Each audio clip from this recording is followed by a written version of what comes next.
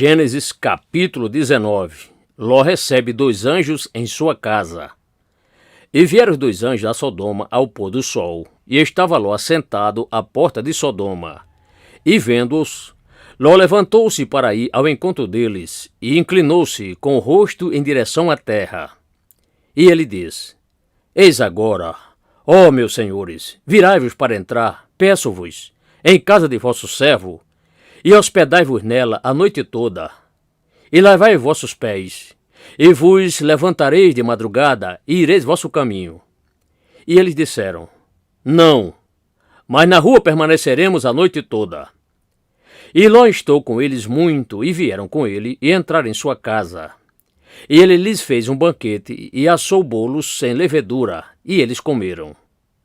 Mas antes que se deitassem, puseram-se em cerco ao redor da casa os homens daquela cidade, isto é, os homens de Sodoma, desde o moço até ao velho, sim, todo o povo de todos os bairros.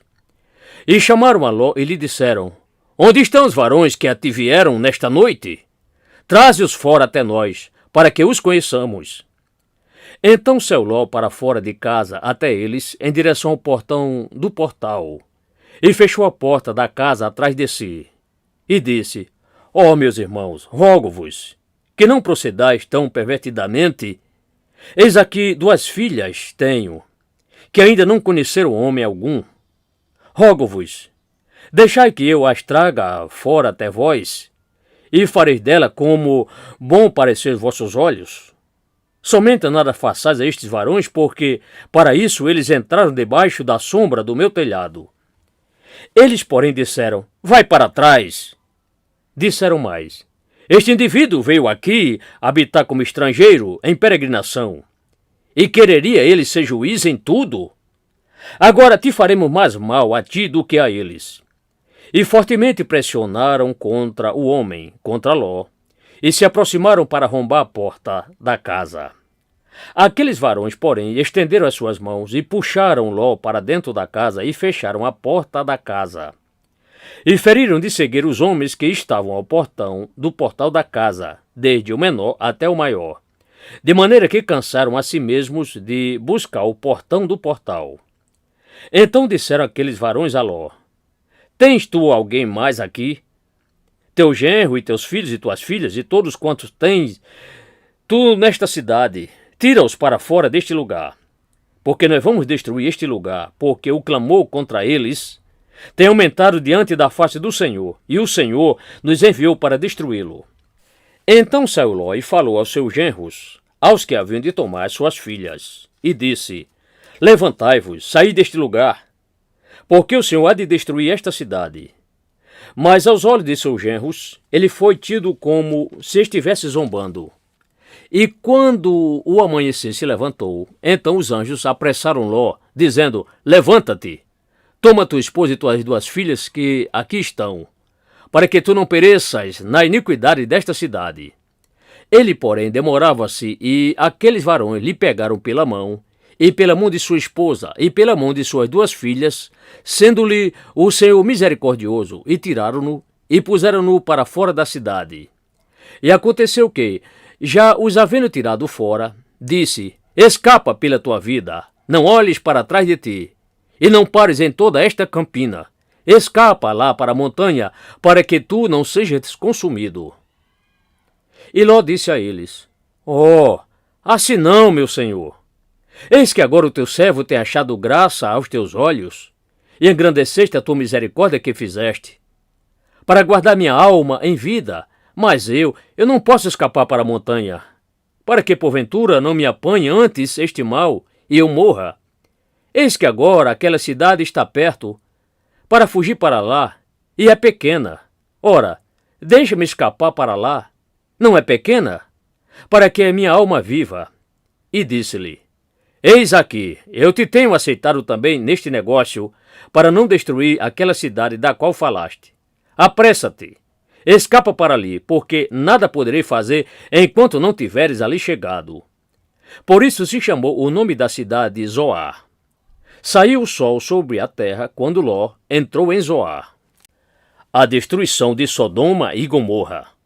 Então o Senhor fez chover enxofre e fogo do Senhor desde o céu, sobre Sodoma e sobre Gomorra. E ele destruiu aquelas cidades e toda aquela campina, e todos os habitantes daquelas cidades, e os que cresciam sobre o solo.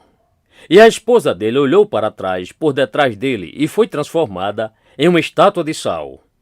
E Abraão levantou-se cedo ao alvorecer daquela madrugada, e foi para aquele lugar onde ele havia ficado postado de pé diante da face do Senhor.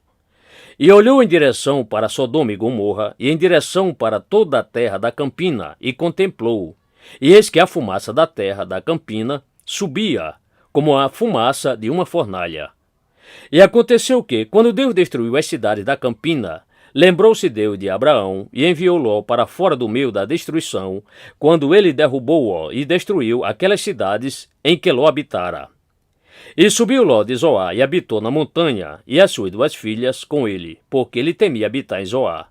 E ele habitou em uma caverna, ele e as suas 2 filhas. Então a primogênita disse à mais jovem: Nosso pai já é velho, e não há homem na terra da campina que entre a nós, segundo o costume de toda a terra da campina. Vem, façamos nosso pai beber vinho e deitemo-nos com ele, para que com vida preservemos a semente de nosso pai. E elas fizeram o pai delas beber vinho naquela noite. E veio a primogênita e se deitou com seu pai. E ele não percebeu quando ela se deitou, nem quando ela se levantou. E sucedeu que, no outro dia, a primogênita disse à mais jovem: Vês aqui, eu já ontem à noite me deitei com meu pai. Demo-lhes de beber vinho também esta noite. E então entra tu e deita-te com ele, para que com vida preservemos a semente de nosso pai. E elas deram de beber vinho ao pai delas também naquela noite. E levantou-se a mais jovem e deitou-se com ele, e ele não percebeu quando ela se deitou, nem quando ela se levantou. Assim as 2 filhas de Ló ficaram grávidas do próprio pai delas. E a primogênita deu à luz um filho e chamou o nome dele de Moabe. Este mesmo é o pai dos moabitas até este dia de hoje. E a mais jovem, ela também deu à luz um filho e chamou o nome dele de Ben-Ami. Este mesmo é o pai dos filhos de Amon até este dia de hoje.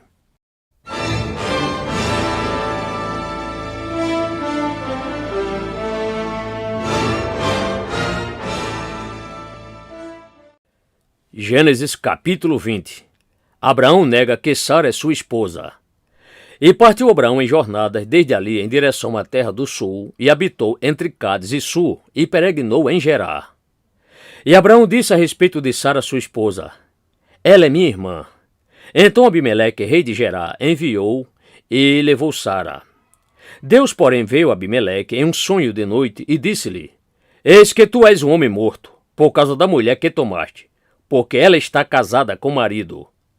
Mas Abimeleque ainda não se tinha chegado a ela, por isso ele disse: Senhor, matarás tu também uma nação justa? Não me disse ele mesmo: Ela é minha irmã? E ela, mesmo ela, também ela própria disse: Ele é meu irmão. Em inteireza a completude de meu coração e a inocência das minhas mãos, tenho eu feito isto. E disse-lhe Deus em um sonho: Sim, bem sei eu que na inteireza a completude do teu coração fizeste isto. E ademais, eu te tenho impedido de pecar contra mim, por isso eu não te permiti tocá-la. Agora, pois, restitui tu a esposa a seu marido, porque profeta ele é, e orará por ti, para que tu vivas. Porém, se tu não a restituíres a ele, sabe tu que certamente tu morrerás, tu e todos os que são teus. Por isso levantou-se Abimeleque cedo ao alvorecer daquela madrugada, chamou a todos os seus servos e falou todas estas palavras em seus ouvidos, e aqueles homens temeram muito. Então chamou Abimeleque a Abraão e disse-lhe: Que nos fizeste? E em que pequei eu contra ti para trazeres sobre mim e sobre o meu reino tão grande pecado? Tu me fizeste ações que não devem ser feitas. Disse mais Abimeleque a Abraão: Que tens tu visto para fazeres tal coisa? E disse Abraão: Porque eu dizia comigo mesmo, certamente não é temor de Deus neste lugar, e eles me matarão por causa da minha esposa. E na verdade, é ela também minha irmã. Ela é filha de meu pai, embora não seja filha da minha mãe. e ela veio a ser minha esposa. E aconteceu que, quando Deus me fez sair errante da casa de meu pai, eu disse a ela: seja esta a graça que me farás em todo lugar onde chegarmos. Dize tu a respeito de mim: ele é meu irmão. Então tomou Abimeleque ovelhas e vacas, e servos e servas, e os deu a Abraão, e lhe restituiu Sara, sua esposa. E disse Abimeleque: eis que a minha terra está diante da tua face. Habita tu onde bom parecer aos teus olhos. E a Sara disse: vê tu, tenho dado a teu irmão 1000 moedas de prata. Vê tu, ele será para ti por cobertura de esconder dos olhos de todos os homens que contigo estão, e até diante de todos os outros homens. Assim foi ela repreendida. E orou Abraão a Deus, e sarou Deus Abimeleque, e a sua esposa, e as suas servas, de maneira que todas elas deram à luz filhos. Porque o Senhor havia fechado totalmente todos os úteros da casa de Abimeleque, por causa de Sara, esposa de Abraão.